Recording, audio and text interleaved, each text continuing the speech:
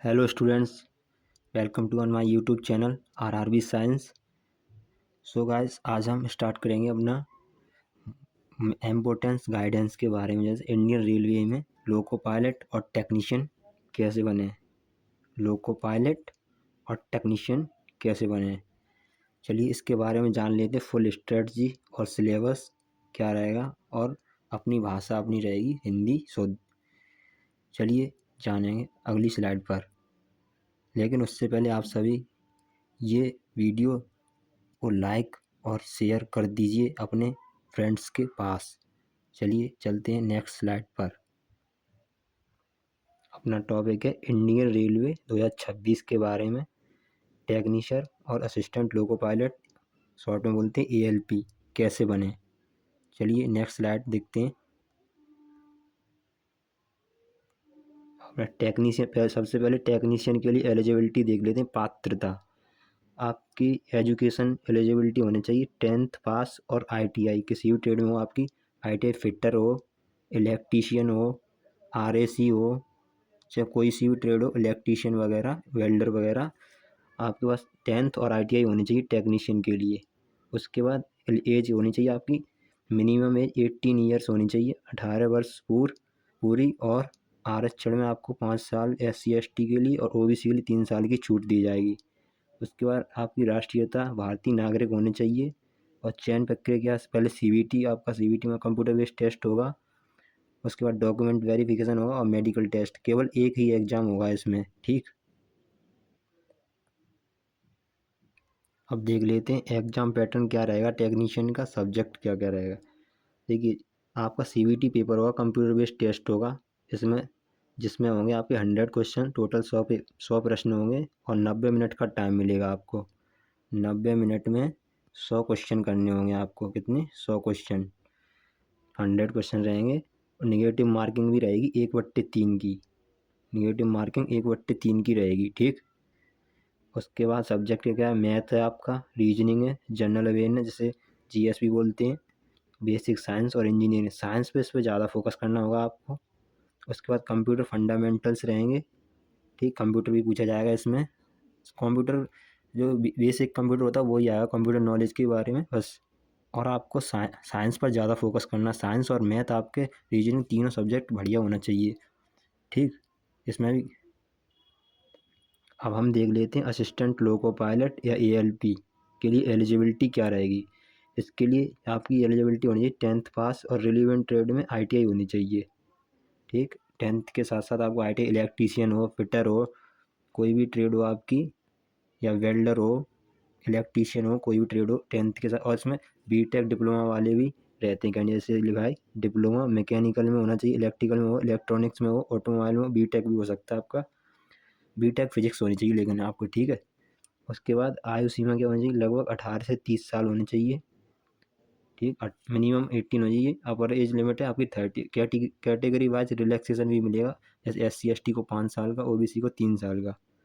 Medical standard क्या रहेगा, vision, physical fitness जरूरी है, जैसे आपकी आंखों का विजन बढ़िया होना चाहिए और फिजिकल फिटनेस जरूरी है, ठीक। चयन प्रक्रिया सिलेक्शन प्रोसेस क्या है, CBT 1 होगा, CBT 2 होगा, फिर आपका सहायक को बोलते हैं CBAT, फिर डॉक्यूमेंट वेरिफिकेशन, मेडिकल। पहले नंबर आपका फर्स्ट ये है CBT 1, फिर दूसरे नंबर पे CBT 2, फिर इसके बाद होगा आपका CBAT थर्ड, और फोर्थ पे DB। उसके बाद मेडिकल। 5 प्रोसेस में होंगे। और CBT 2 में आपका डबल पेपर होगा, एक टेक्निकल पेपर, एक नॉन टेक्निकल पेपर, ठीक। टेक्निकल जिस ट्रेड में आपने ITI वगैरह किया है उससे संबंधित क्वेश्चन पूछे जाते हैं, 75 क्वेश्चन आते हैं सेकंड पेपर मेंस में, ठीक। और 100 क्वेश्चन आपके आते हैं मेंस फर्स्ट पेपर में, जिसमें आपका रहता है रीजनिंग, मैथ और जीएस, साइंस, साइंस रहता है उसमें। अब अपना है CBT 1 का सिलेबस देख लेते हैं क्या रहेगा। CBT 1 का सिलेबस है अपना ALP CBT 1। मैथमेटिक्स में क्या रहेगा, number system, percentage, ratio, time and work, time and distance, algebra, geometry, trigonometry. Reasoning में क्या क्या रहेगा, series, coding, decoding, analogy, Venn diagram, general science, physics, chemistry, biology. Biology basic आएगी आपकी, फिजिक्स, केमिस्ट्री। और फिजिक्स पे आपको ज़्यादा फोकस करना है, फिजिक्स ज़्यादा इसमें पूछी जाती है बेसिक साइंस में। जनरल अवेयरनेस में हिस्ट्री, ज्योग्राफी, करंट अफेयर सभी रहेंगे। अब ALP CBT 2 का सिलेबस देख लीजिए। पार्ट ए में आपका ऑब्जेक्टिव रहेगा, ठीक। मैथमेटिक्स एडवांस भी आएगा, इस एडवांस मैथ भी आएगा, रीजनिंग और बेसिक साइंस और इंजीनियरिंग, इस पे ज़्यादा फोकस करना है आपको। जो मैंने रेड कर दिया, ये रेड वाला बेसिक साइंस एंड इंजीनियरिंग, ये शुरू से ही जब CBT 1 होगा तभी से आपको बेसिक मजबूत रखना है इसको, ठीक है। फिर पार्ट बी में आपका ट्रेड होगा, ट्रेड क्वालिफाइंग होगा, ये आपका क्वालिफाइंग रहेगा, ट्रेड वाला ट्रेड आपका क्वालिफाइंग है। उसके बाद होगा मैकेनिकल, इलेक्ट्रिकल, जो भी आपकी ट्रेड होगी उसी में आएगा ये पेपर।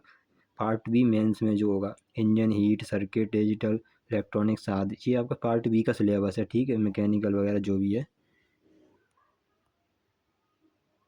हम जान लेते हैं प्रेपरेशन स्टडी, तैयारी कैसे करें, ठीक। सबसे पहले आपका CBT 1 के बेसिक को मजबूत कर लीजिए। रोज़ाना मैथ पढ़ें, रीजनिंग और साइंस प्रैक्टिस जरूर करें, जो भी आपने नोट्स बनाए। और प्रीवियस ईयर PYQ जैसे आपका अभी 2026 में एग्ज़ाम होगा, 27 में होगा आपका, तो आप अपने 2024 से लेकर हर एग्ज़ाम के क्वेश्चन लगा लीजिए PYQ, ठीक। उसके बाद ALP के लिए ट्रेड सब्जेक्ट पर ज़्यादा ध्यान दें। ट्रेड सब्जेक्ट जो है आपका, उस पर बहुत फोकस करना है आपको डेली।